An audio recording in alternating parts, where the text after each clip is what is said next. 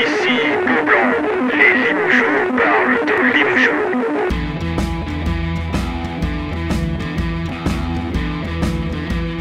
Bonsoir à toutes, bonsoir à tous. Nous sommes ravis de vous retrouver pour le deuxième numéro de la saison de BBC Beaublanc Basket Club, le podcast du service des sports du Populaire du Centre, destiné aux supporters du Limoges CSP et enregistré avec des supporters du Limoges CSP. Pour nous accompagner ce soir, nous avons Yann, supporter et membre plus qu'actif des Ultra Green, puisqu'il est aussi vice-président, c'est ça Yann? Oui, tout à fait. Du club des Ultra Green. Salut Yann. Bonsoir tout le monde. Et avec lui, un autre fan absolu du Limoges CSP, en la personne de Julien, qui sévit sur Twitter sous le pseudo de Airball87. Salut Julien. Bonsoir à tous. Et on n'oublie pas le spécialiste basket du Limoges CSP au Populaire du Centre, j'ai nommé Mathieu Marot. Salut Mathieu. Bonsoir à tous. Messieurs, nous allons débuter cette émission, comme le veut la tradition, avec un 5 majeur. Alors, je vous ai demandé un petit exercice cette semaine. Un 5 majeur, des gars qui sont arrivés au CSP avec un gros CV, une grosse réputation et qui se sont plutôt plantés lors de leur passage au Limoges CSP. Qui veut commencer? Julien, allez, on t'écoute. Alors c'est parti. Moi j'ai pensé tout de suite en meneur Vern Fleming, qui est arrivé avec un énorme CV à Limoges, là, champion olympique en 84. Et au final, on n'a rien vu, juste un joueur cuit et recuit physiquement. Bon, voilà. Poste 2, je vais passer au 3, là, ce qui m'a échappé. Kelly Tripucka, Ouais. pareil. Bon, lui, c'est. Ah, il a fait Au 7 bons niveau matchs, du quoi. jeu, voilà, au Il niveau en a du fait que jeu. 7, mais voilà. Au niveau du jeu, il a fait de bonnes productions, mais c'est au niveau, il ne s'est pas du tout adapté à l'Europe. Il n'a rien compris, à mon avis, comment ça se passait. Et du coup, ça a été un échec au niveau de l'adaptation, quoi. Poste 4, John Amachi, qui avait pareil un gros CV, mais finalement, on n'a pas vu grand-chose, à part un joueur qui manquait de dureté et qui a pas, par rapport à son salaire, qui n'a pas poussé l'équipe comme il aurait dû, quoi. Il était tellement mou sur le terrain qu'il avait été rebaptisé par les supporters à l'époque John Avachi. Voilà, ce qui veut quand même tout dire. John Amachi est devenu John Avachi. Donc, D'accord. c'est un bref résumé. Et poste 5, voilà, c'est plus vieux encore, c'est Raymond Brand. Oula. Vous vous souvenez? Non, ça me dit rien. Mais Non, c'est parce, voilà, c'est parce que c'était un échec. Pourtant, des grosses références en Espagne, qui était aussi un championnat coté, quoi. C'est comme Harper Williams. Hein. C'était du 17 points, 8 rebonds en Espagne. Et en France, ni franchement mauvais, mais ni franchement bon non plus, quoi. Ça a fini en blessure, on l'a plus revu. Bon, Deux mois. Ça c'est fait. Merci Julien. À toi Yann. Alors en poste 1, Abdi Pekri.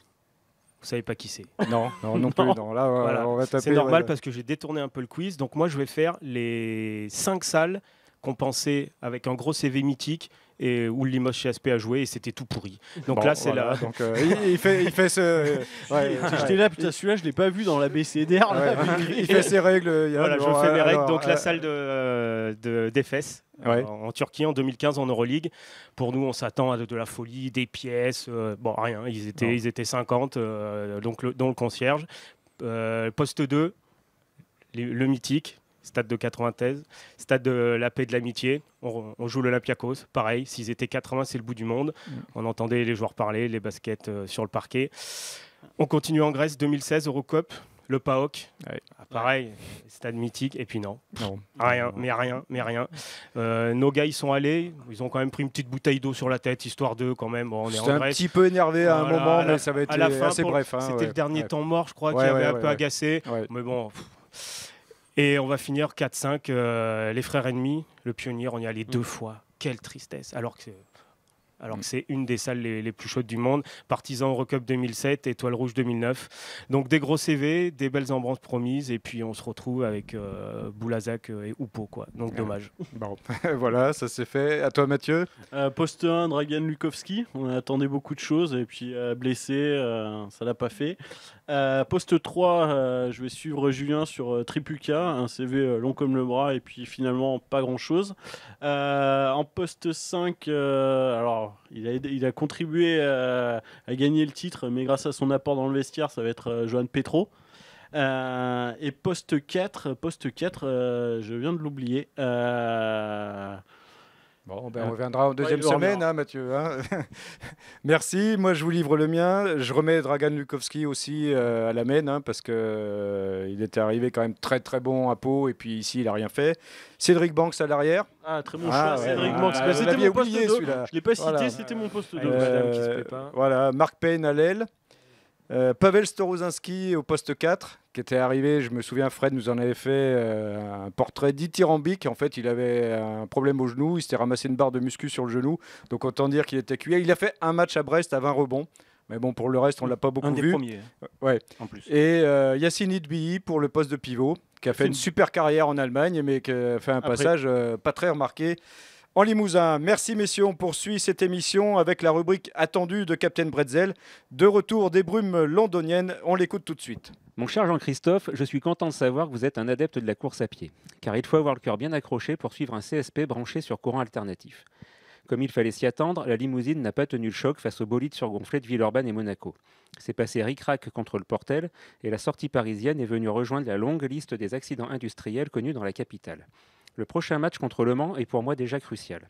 Une victoire et c'est parti pour une course au top 8, les espoirs de titre de supporters toujours mesurés. Une défaite et cela commencera sérieusement à sentir les rillettes faisandées en cette saison à 3 descentes. Mais surtout aujourd'hui, mon cher Jean-Christophe, je voulais vous parler des difficultés que j'ai à suivre les matchs cette année. J'ai déjà vendu sur le dark web ouzbek mes reins et un bout de mon foie pour payer mes abonnements des saisons passées. Vous savez également que ce n'est pas la rémunération que vous m'offrez pour mon activité bénévole sur BBC qui me permet de m'offrir les chaînes payantes qatari ou monégasques. Du coup, cette année, je ne suis pas abonné et je suis les matchs sur les ondes de l'ERTF local.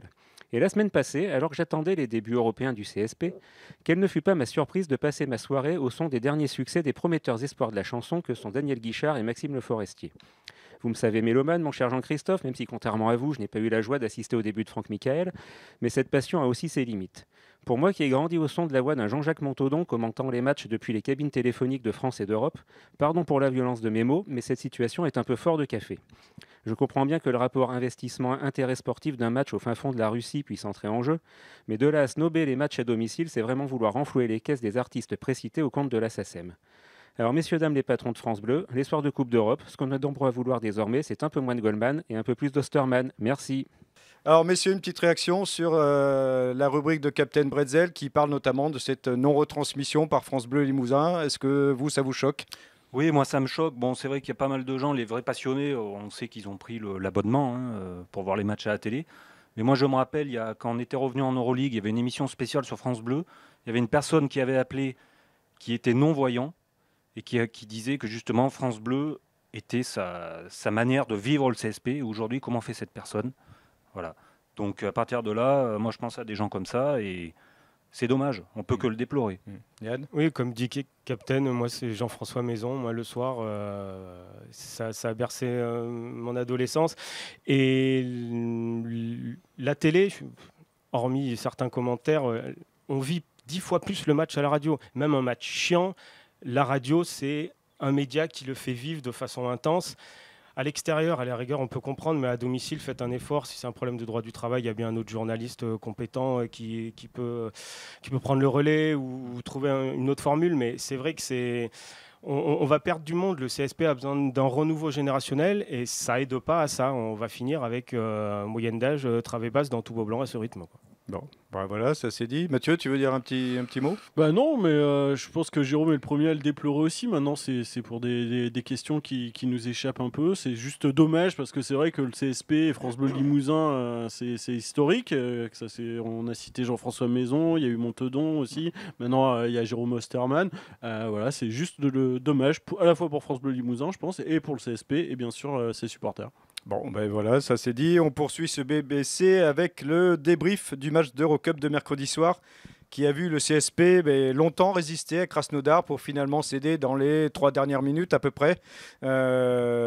Malheureusement, alors Mathieu, il y a quand même beaucoup de choses à dire sur ce match. Est-ce qu'on retient qu'ils ont tenu 37 minutes face à l'un des favoris du match ou alors qu'ils se sont quand même écroulés dans les 3 dernières minutes ? Moi, ce que je retiens, c'est que j'ai l'impression d'avoir vu ce match mais des dizaines de fois, quoi. J'ai l'impression de ces dernières années avec le CSP en Coupe d'Europe, que ce soit en Euroleague ou en Eurocup, j'ai l'impression d'avoir des airs de déjà vu, quoi. C'est-à-dire que tu tiens, t'accroches une grosse pointure, ça a pu être l'Anadolu, ça a pu être le CSK même à la maison, ça a été Krasnodar là mercredi soir et au final tu fais jeu égal, t'as l'impression du moins de faire jeu à égal avec eux pendant plus de 30 minutes et puis à la fin t'as perdu. Yann, beaucoup de frustration là, sur cette défaite. Oui, parce que honnêtement, on s'attend à en prendre 20, 30, et on tient, ça bricole, voilà. sur un malentendu. On dit allez, on va s'en faire un vrai, ça fait longtemps. Et non, toujours pas. Alors après, on peut chercher des petites explications. Bon, ils sont plus forts sur le papier, mais hier, il y avait moyen de faire quelque chose. Tu prends celle-là. Après, tu t'offres un petit bonus. Là, maintenant, voilà, il va falloir gagner tout à domicile et faire un petit coup. Et comme dit Mathieu, ce match-là, c'est les matchs du CSP depuis 4-5 ans en Europe. Toujours la même chose. À l'extérieur, c'est compliqué. Il y a un petit manque de talent, mais c'est frustrant. Mais logique. Julien, il y a ce début de dernier quart-temps avec un 5 qu'on va dire assez étonnant, puisque les 3 leaders du match sont tous sur le banc un bon moment. Peut-être trop longtemps. Qu'est-ce que tu en as pensé, toi, à ce moment? Là, je pense que vous voulez me faire parler du coach. Pas forcément. Au niveau des choix du coach. Bon, mais après, c'est vrai qu'on avait un 5 à ce moment-là on se demandait qui allait marquer des points avec cette équipe. Bon, finalement. Déjà, qui allait créer du jeu aussi? Créer du jeu, voilà, il n'y avait pas grand-chose. Et finalement, on n'a rien vu. Est-ce que ça a été le tournant du match? Moi, je pense pas, mais bon, oui, on peut s'interroger là-dessus. Maintenant, Pour moi, c'est clairement le tournant du match. C'est pas là où tu prends l'éclat. Tu prends un premier Pourtant, règle, là, ouais, déjà ouais. ils reviennent, c'est là où ils reviennent parce que tu attaques le dernier carton, tu as 3 points d'avance. C'est là où tu prends un 6-0 déjà. Et puis c'est là où il y a mieux à faire à mon avis. Donc on sait jamais hein, si on aurait gagné le match avec Sanford, avec Crichton, avec Boutier. En tout cas, ce qu'on sait, c'est qu'on l'a perdu. Ouais, moi je veux pas parler à la place du coach, j'ai un peu de la prétention, mais je pense que il s'est dit on a déjà foiré suffisamment de money time comme ça, je vais garder mes bons gars, les mettre un peu au frigo et on pourra pas dire on a encore mal géré la fin. Là, il a mal géré le début. Mais t'es Mais pas obligé. est-ce que tu les fais reposer les 3 en même temps? C'est ça, je pense. Ouais. C'est Diane, au moins tu mets un pivot, tu mets Jerry, il est en pleine bourre, point de fixation au moins, ça peut peut-être te libérer un extérieur. Les 3, ouais, c'était suicidaire, ils avaient déjà beaucoup joué. Dans sa tête, ça se trouve, le match, il sait qu'il va pas gagner au bout, ce qui peut être dommage. Après, oui. Tu mets un créateur, tu mets t'en mets au moins un des deux. Soit Crichton, soit Voilà, Sanford. un des deux. À la limite Mais que tu mets Diane, moi ça me choque moins, mais au moins tu mets soit l'un, soit l'autre. Parce que là, on a bien vu que Varanovskas, sur ce match, c'est compliqué. Ouais, sur c'est ce pas match, que sur ce match que c'est compliqué. Hein. Mais le CSP manque de création. Ouais, Déjà, on l'avait ballon. déploré contre Monaco. On l'a déploré à certains matchs. Là, pour une fois, tu as un Sanford qui est au niveau. Donc, tu te prives pas à la fois de Sanford et de Crichton. Après, ça montre aussi que cette équipe, elle a un banc, pour l'instant, d'une faiblesse assez impressionnante. Et ça va... Si, par bonheur, on joue les playoffs, avec match tous les 3 jours, il va falloir que le banc apporte. On ne va pas pouvoir se reposer sur 2 ou 3 joueurs sur tous les matchs. Enfin, Guignard est plutôt dans le 5 majeur, il est passé totalement en travers Oui, de son mais ça match peut arriver. hier, Pour hein. l'instant, on ne ouais. peut rien lui Une reprocher. stat. Hein. Ouais. Oui, 76 c'est ça. d'évaluation pour le trio Crichton, Sanford, Boutier. C'est bien qu'il y a un problème. Mais il n'y a quand même pas un truc qui vous a gêné au niveau de la défense? Le nombre de paniers faciles qu'a eu Krasnodar, où les gars sont arrivés tout seuls sous le panier et tout. mais ça, c'est un peu récurrent. Et ça a été tout le match. Hein. Voilà, Début ça a de été saison, récurrent hein. tout le match. Et il y a souvent des aides défensives qui ne viennent pas, alors soit par incompréhension, mais il y a aussi un autre gros problème, à mon avis, c'est les rebonds offensifs qui sont laissés à l'adversaire. D'ailleurs, on débute le match sur les 3 premières possessions de l'équipe russe, 2 rebonds off laissés à l'adversaire. Ça, c'est tout ce que je déteste dans le basket. Et ça se reproduit trop souvent et on le paye sur les deuxièmes chances. T'en prends une quinzaine, je crois que tu concèdes une quinzaine de rebonds off contre Monaco. Là, Ouais. t'en concèdes 12 à Krasnodar. Et t'en avais le match d'avant, t'en avais concédé aussi encore, je sais pas combien. C'est vrai que ça, c'est se un vrai répète. problème. Bon, ben voilà, un vrai problème et une défaite frustrante. On termine avec ce premier débat. On continue cette émission avec une question. Et elle concerne évidemment le Limoges CSP, mais en Jeep Elite cette fois-ci. Alors, est-ce que cette équipe du Limoges CSP est d'ores et déjà condamnée au ventre mou du championnat, c'est-à-dire qu'elle n'a pas de grandes ambitions, qu'elle n'a pas forcément de grosses frayeurs non plus, mais que, ben voilà, on va faire du ventre mou. Alors, qu'est-ce que vous en pensez, Yann? Alors, déjà, ventre mou, c'est quoi? C'est pas de play-off? C'est entre À la 10, limite des playoffs, ouais, entre 8-12. voilà, pas de grandes ambitions, c'est-à-dire peut-être un 7-8 en comme playoff. l'année dernière, on Voilà, se fait ramasser par Monaco Et ou puis, Lasvel en premier tour. on prend un gros d'entrée, puis on n'aura pas de frayeur non plus, puis on va assurer le maintien Oui, sans trop honnêtement, s'affoler. on va pas jouer à se faire peur, on descendra. Sauf cataclysme, on pète les 2 ricains, et Jerry avec. Bon, voilà, la descente, j'y crois pas une seconde. Peut-être, moi, la clé, va résider dans l'apport de Lang et d'Iverdini. Voilà. S'ils se mettent au niveau, s'ils sortent des grosses parties, on peut espérer 6-8. Lang, s'il reste à ce niveau-là, si on n'a pas de poste 2, ça va vite poser problème. Déjà qu'on n'a qu'un poste 3, il va falloir se poser aussi la question de le deuxième meneur, parce qu'à un moment, elle va forcément se poser cette question. Dessous, ça a l'air de tenir la route. Honnêtement, j'en sais rien. C'est encore trop tôt. On a joué que des grosses teams. Va falloir les voir contre des équipes dites un peu moins fortes que nous, comme nous. Déjà au Mans, ça va être un bon test. Là, on s'est tapé quand même des grosses équipes. On n'a pas été ridicule non plus. Donc, il faudra voir dans 4-5 matchs qu'on aura joué Chalon-Reims, qu'on aura joué Le Mans, des équipes comme ça que normalement qu'on doit battre. Chalon-Reims, c'est pas mal cette année. Ouais, c'est pas mal, mais bon, ça s'appelle Limoges Ouais, CSP quand même. pas Là, de voilà. Chalon-Reims à la maison. Non, je suis là, ça se désolé. complique, Non, hein. là, non, On a Chalon-Reims. eu c'est pas mal, hein. plus 1 contre le Portel. Hein. Oui, Non, oui, faut mais pas t'as oublier. raison, Hein. Non, mais c'est vrai. Après, cette équipe, il faut le dire clairement, elle n'est pas pétrie de talent, ça saute aux yeux. Par contre, on nous avait vendu une équipe de besogneux en défense et pour l'instant, non. Pour l'instant, t'as pas d'identité. Hein. Ouais. L'identité qu'on veut te vendre, de la bonne défense, le ballon qui bouge bien en attaque et tout, pour l'instant, on l'a pas vu. Hein, clairement. Et c'est ça le problème. Ou par séquence. Ouais. Ou par séquence. Julien, qu'est-ce que t'en penses, toi? J'en pense que moi, pour le moment, c'est le début de saison. Pour moi, cette équipe, elle est assez insondable pour le moment. J'ai du mal à situer son vrai niveau parce qu'elle a quand même des temps forts qui sont quand même assez hauts. Et des temps faibles assez bas. Et des temps faibles, mais c'est notamment la fin du match à Levallois, où là, c'était... bon, on va pas revenir là-dessus parce qu'on a tous souffert. Où après le 8-0, on débute par 8-0 contre Monaco. Derrière, on se prend un 15-0 en étant incapable d'assurer une passe ou une remise en jeu. Non, c'est assez insondable. Puis je pense qu'elle a un problème, c'est le poste 3, Guignard est trop seul. Et l'adresse à 3 points dans le basket moderne, c'est important. Et on en manque quand même. Et ça permet de voyager l'adresse à 3 points. Je trouve qu'on en normalement, deux t'es censé shooters, en avoir. T'en ouais. manques parce que peut-être que ta circulation du ballon est pas bonne. Parce que t'as quand même Oui, des après, il joueurs faut trouver les comme bonnes Nicolas positions. Lang, Oui. Hugo Invernizzi et Vicent Ford. C'est quand même des shooters. Hein. Ils ont fait ça toute leur carrière. Les hein, deux mettre des paniers premiers à 3 points, hein, sont donc, estampillés shooter à 3 points. Hein. même Vicent Ford, je veux pas Ouais, dire de mais, bêtises, mais je crois qu'il est pas loin des 44% à 3 points la saison dernière avec Chalon. Ça, c'est dans la théorie, mais dans les faits, j'ai pas l'impression que depuis le début de saison, on ait fait beaucoup de matchs avec une grosse adresse. Mais parce que tu as beaucoup de joueurs qui sont passés un peu au travers depuis le début de la saison. Et puis je pense qu'au-delà des individualités, aujourd'hui, c'est ton collectif qui a un peu de mal. C'est le ballon qui circule pas forcément très bien. On voit Invernizzi, il passe du jeu de... C'est vrai que c'est pas facile à dire Invernizzi quand même. Ouais. On voit Hugo, il y en a qu'un de toute façon. de Nanterre où il y a un fabuleux passing game à Limoges où ses paniers, souvent, il doit se les coltiner. Hein. Il en met qu'un, je crois, à Krasnodar. Il y a un système là pour Invernizzi là dans le jeu de Limoges là. Je sais pas, je l'ai pas vu encore.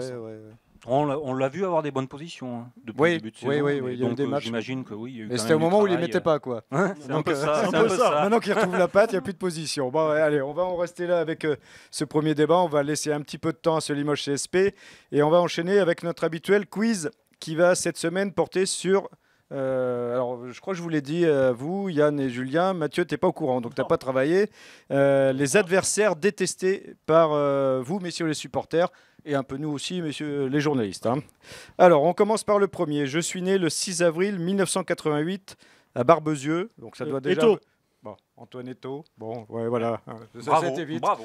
C'est tout ce qu'on J'aurais peut pas dire. dû dire détesté, il commence à... Ça s'est amélioré. Ça s'est commence même à l'admirer. Ça s'est amélioré. Barbezieux. Il ferait pas de mal à la place d'un certain Lituanien. On sait qu'au niveau de l'état d'esprit, il serait bien Limoges. Ah bah, voilà, pour le On est coup, au moins d'accord là-dessus, mais c'est vrai que sur la table, il va les mettre, hein, ouais. c'est sûr. Bon, il avait commencé avec Vichy à être agaçant et puis il était resté. Allez, on passe au deuxième. Alors, une petite anecdote pour commencer. Un soir de championnat avec mon équipe, j'ai réussi l'exploit d'être applaudi par Beaublanc. On était en train de mettre une branlée à une équipe de Limoges en décomposition. Photo comme le Sierra club. Sierra. Comme le club à cette époque, il était venu avec le Valois. Et il avait été applaudi. Ils avaient ils mettaient tout à 3 points et il avait regagné son banc. Il avait regardé son coach et il lui avait dit ils sont complètement cons ces Limoges. En tout cas, bon, voilà, des amours qui dataient de plus de 10 ans, puisque la fameuse phrase je ne viendrai pas à Limoges, hein, voilà, pour marcher dans la boue, une histoire comme ça. Bon. Donc, Laurent Sierra, c'est Mathieu, ouais, 2-0. On voit le Bon. point. Hey. Allez, le troisième. Je suis né le 27 mai 1984. Et même si je n'ai pas été franchement détesté par les supporters limougeaux, j'ai fait de mon mieux pour ne pas être franchement apprécié, notamment sur les parquets. Avec mon équipe, j'ai souvent été un des bourreaux du CSP, ailier fort, pas foncièrement super physique, mais doté de bons fondamentaux, d'une bonne agressivité, d'une belle adresse. Guillard. Pierre-Yves Guillard. Oh là là, Mathieu Marot, intouchable. Bravo Mathieu, intouchable. intouchable. Ouais. Bravo. Je suis un rival du CSP, période Frédéric Forté. C'est vrai qu'avec Poitiers, ça avait été un peu chaud quand même. Hein. Oui, ils avaient mais bien bon. chambré quand Ouais, oui, les mais- premières années, ils avaient fait Après, des paquitos là, chez eux. Ça avait été moyennement apprécié par Limoges. Donc c'est perdu, hein, 3-0 pour Mathieu. Il y a 5 questions, mais on peut encore sauver l'honneur. Allez, on y croit. On va pas finir Fanny. À chaque fois que je suis venu à Beaublanc, les supporters n'ont jamais manqué l'occasion de me demander une chanson sur l'air Lescar. des Lampions. Non. Détesté, oui. Haï, oui. J'ai représenté avec les frères Gadou et le Petit Autou. Tout. Non. La quintessence de la détestation d'Orthez, puis de Séant. Porthez. Non. Hufnagel. Où j'ai fait toute ma carrière comme joueur et aussi comme entraîneur adjoint. Je suis né le 23 mai 1900. Anderson. Paul Anderson. En 4-0, enfin, les gars, faut participer. Hein.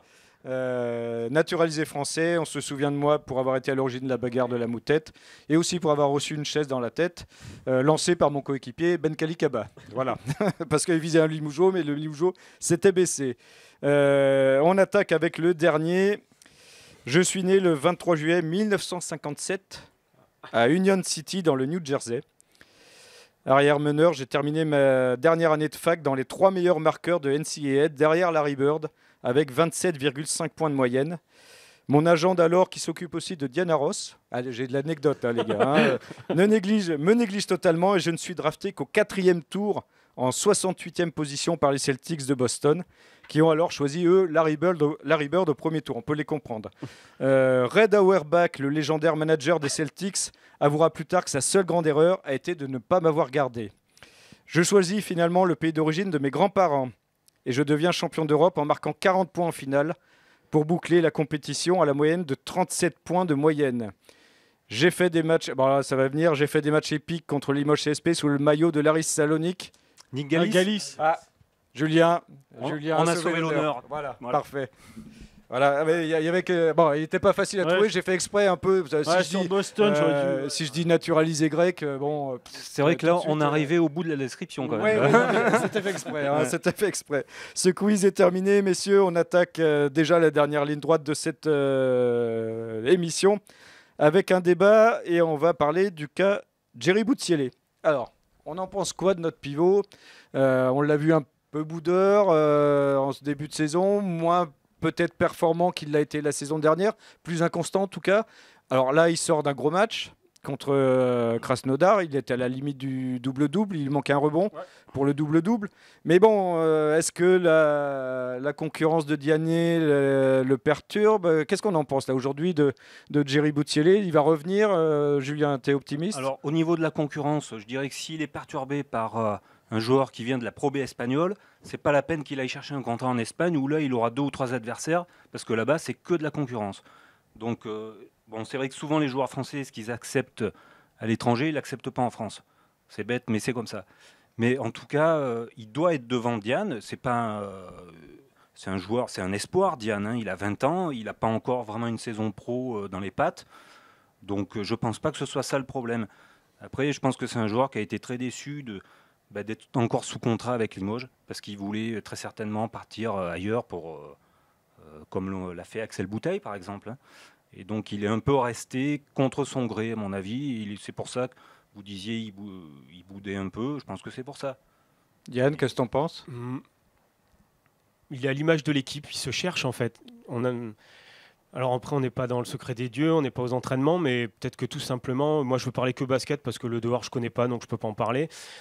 Peut-être qu'il arrive, on le sent, il n'arrive pas à se placer, il joue très peu de haut panier, il s'écarte beaucoup, et ça se trouve, joue le B, c'est shoot à mi-distance, il veut pas.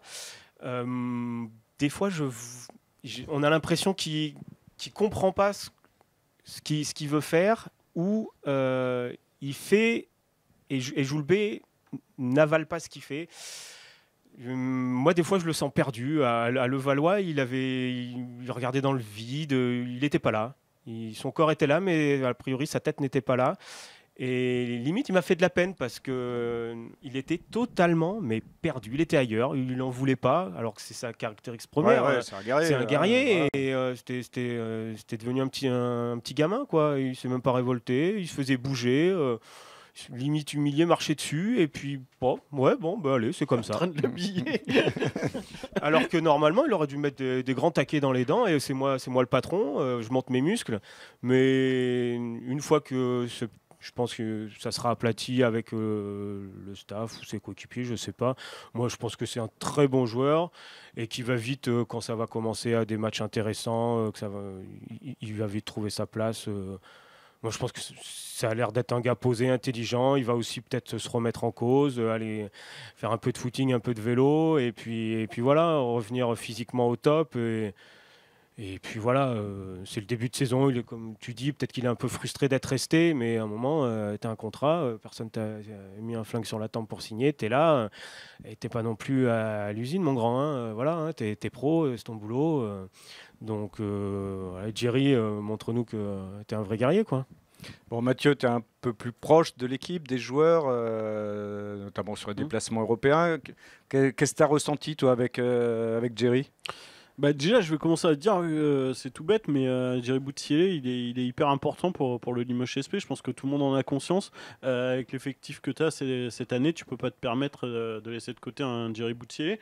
Je pense que le problème, il est un peu comme Yann, ce que Yann a soulevé, plus que le fait qu'il ait été obligé de rester. Après, je suis pas sûr qu'il ait eu des offres non plus concrètes, vraiment sur la table, de l'étranger. Je pense que le problème aujourd'hui est plus d'ordre du jeu, quoi, en fait. Parce que quand tu regardes le jeu d'Atoumane Diagne que Alfred Youlbé a eu en Espagne pendant longtemps avec Barcelone, qu'il a tenu à faire venir, et le jeu de Jerry Boutsielé, aujourd'hui c'est le même poste, mais ça n'a rien à voir. Il y en a un, on va pas rentrer dans des considérations trop techniques, mais il y en a un qui va rouler vers le panier, pick and roll, qui va plonger vers le panier, qui va faire se régaler de alley-oop et tout ça. Quand Jerry Boutsielé, lui, son jeu, c'est un peu plus le pick and pop, s'écarter, shooter à mi-distance, et voilà. Donc moi, je pense qu'aujourd'hui, le problème principal de Jerry Boutsielé, il est en termes de jeu. Il faut qu'il s'adapte à la méthode Alfred Youlbé, parce que je pense que c'est pas Alfred Youlbé qui va s'adapter à Jerry Boutsielé. Je pense que ça va être dans l'autre sens. Et je pense que les choses vont gentiment rentrer dans l'ordre parce que les deux, ils ont besoin l'un de l'autre. Donc je pense pas en plus qu'il y ait vraiment de la friture et tout. Je pense que ce sont deux personnes intelligentes et que les choses vont rentrer dans l'ordre. On l'a vu, Jerry Boutsielé est capable de gros matchs. Il reste sur un très bon match à Krasnodar. Je pense que tout ça, ça va gentiment rentrer dans l'ordre. Voilà, c'est tout ce qu'on souhaite, de retrouver le Jerry Boutsielé de la saison dernière, le guerrier, comme disait Yann, parce que c'en est un, et donc on souhaite évidemment qu'il retrouve son meilleur niveau. Alors on termine maintenant, dernière ligne droite de cette émission, avec les trophées que l'on décerne traditionnellement dans cette fin d'émission. Alors je vais ouvrir le bal avec un premier trophée, le trophée Sacha Theodorakis, pour Ovidius Varanoskas. Alors je n'ai évidemment rien contre l'homme, le lituanien, mais le joueur n'est clairement pas au niveau à l'époque de Theodorakis, qui était un grec, naturalisé, puisqu'il était yougo à la base. On nous avait dit, ne vous inquiétez pas, il a des mains de yougo. Donc il avait tiré 2 lancers francs, dont un airball. Et sur son seul tir, lors du seul match qu'il avait fait, il avait touché la tranche du panneau. Donc voilà, un grand souvenir, Theodorakis, donc le trophée pour Varanoskas. Je mets aussi un trophée François Perronnet, Alfred Youlbé. Alors c'est juste pour son coaching à Krasnodar, juste pour son dernier, son 5 majeur sur le dernier carton. Là c'est l'insulte Personne suprême. ne mérite ça. C'est même un pire ennemi, jamais, quoi. C'est sur 3 minutes. Pour le reste, pas de souci pour Alfred Youlbé. Enfin, un dernier trophée, le trophée Léo Westermann pour Klemen Prepelic, parce qu'il a mis un panier de la gagne de son propre camp, juste sorti de la raquette, de son propre camp, qui fait gagner Badalone. C'était des paniers qui aimaient bien marquer Léo Westermann, donc un petit souvenir à Klemen Prepelic, qui est passé une saison à Limoges et dont on se souvient tous. Ouais, un vrai joueur de basket. Voilà. Allez, on continue avec ces trophées. À toi, Julien. Moi, j'ai pensé au trophée JK, en référence à J.K. Edwards. On parlait de Jerry Boutsielé, je suis désolé de Jerry, mais bon, voilà. C'est parce qu'il a officiellement intégré cet été le club des gros shorts, cher à Jacques Monclar. Mais je pense que ça va rentrer dans l'ordre très vite. Voilà. Voilà. Bon, un beau Désolé, trophée. Jerry. Yann, un trophée. Trophée à votre bon cœur, messieurs, dames, pour remercier toutes les personnes qui ont donné un petit quelque chose pour le tifo des 80 ans du Limoges CSP que vont organiser les Ultra Green. Et en sous-trophée, Adrien Moerman qui lui a donné un gros quelque chose. Donc on savait que c'était un mec Ça extra. va, proportionnellement, il a donné autant que Jean-Christophe. Hein. Ouais, mais il fallait le faire. C'est un des seuls joueurs qui l'a fait, voire le seul joueur qui l'a fait. Les autres aussi. Et un deuxième On le trophée verra quand ce tifo d'ailleurs pour le Classico. D'accord. Et si c'est pas barré aux Bahamas ou un truc comme ça. Voilà, Ouais, si, ouais, ouais, la- avec la caisse. Exactement. C'est pas moi le On en a vu trésorier. d'autres, mais- Et le trophée Alain de Seine pour le duo Speaker Sono à Beaublanc qui commence vraiment, mais vraiment à devenir insupportable. Il y a eu pire hein, dans le trophée Alain de Seine. Alors je vais te rejoindre, c'est le speaker de Levallois. Hein, parce que là-bas, c'est plus une salle de basket. On est allé hein. le voir à la mi-temps. hein. Ouais. Alors, il paraît qu'il y a un nouveau règlement. J'ai le droit de mettre la musique à fond jusqu'au premier shoot. C'est ce qu'on m'a dit. On m'a parlé de 8 secondes, moi. Là, lui, carrément, premier shoot. Donc, en gros, si tu shootes à la 23e seconde, Ouais. t'as la Macarena à fond pendant 23 secondes. Ah, Non, mais ces mecs-là, c'est un tue-l'amour du sport. Il tue les salles. Là, c'est- je le rejoins, Yann, et franchement, il tue les salles. C'était une discothèque. Il a craché des watts là pendant tout le match. C'est juste horrible. T'as envie de suivre le match avec des boules de caisse. C'est affreux, quoi. Et en plus avec la défaite au bout, Ah là, ouais, ça, non, ça mais fait le c'est ça. scénario c'est- du match, t'as voilà. juste envie de te pendre. Exactement. Quand t'as fait 800 km aller-retour et que tu ressors, t'entends plus ton voisin et oh non, on était à 2 mètres. Non, je veux plus vivre ça, j'en parle plus. Bon, voilà. Mathieu, un trophée. Moi, j'ai pas réussi à le nommer, mais mon trophée, c'est pour Vincent Ford parce qu'on l'a pas mal critiqué, notamment moi, suite à son match contre Monaco et à son début de saison, et notamment son match contre Monaco, où vraiment je l'ai trouvé transparent.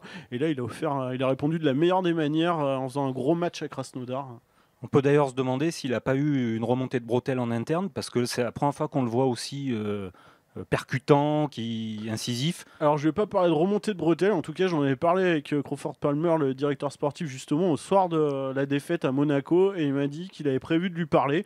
Donc, D'accord, pas forcément de lui remonter les bretelles, mais D'accord. aussi, t'es pas obligé directement d'aller gueuler sur Oui, le oui, mec bien sûr. pour qu'il réagisse. D'accord. Mais en tout cas, il avait l'intention de lui parler, notamment de vie privée, savoir comment il se sentait. Je sais pas si c'est dû à ça. En tout cas, il y a un gros match à Krasnodar. Et là. même comme tu disais, c'est la première fois où on le voit communiquer avec ses coéquipiers, Oui. vraiment être dedans.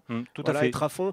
Il faisait un peu, bon, je fais mon truc dans mon coin à la ricain, la caricature du Oui, ricain. oui. Bon, je fais mes stats, mais quoi, vous parlez entre vous non, moi j'ai pas besoin, limite je suis Il se au-dessus. cachait un peu même. Ouais, sur voir, dans le ouais. jeu, hein. Et là, il a fait plaisir. Ouais. Parce Oui, qu'il vous a faites régalé. des ballons. Le dernier à Levallois. Exactement. Le Oh, dernier, là. ouais. C'est pas à lui de le prendre jamais. Non. Il fait que brique sur brique et non. Voilà, je veux Non. sauver la patrie et puis non. Bon, ben voilà, merci messieurs. Ce BBC est déjà terminé. Vous pouvez nous retrouver sur notre page Facebook Le Populaire Sport et sur notre site internet lepopulaire.fr. N'hésitez pas à partager et commenter. Rendez-vous dans 15 jours pour le prochain numéro de BBC. Merci messieurs et Merci. rendez-vous dans 15 jours. Salut à tous. Salut.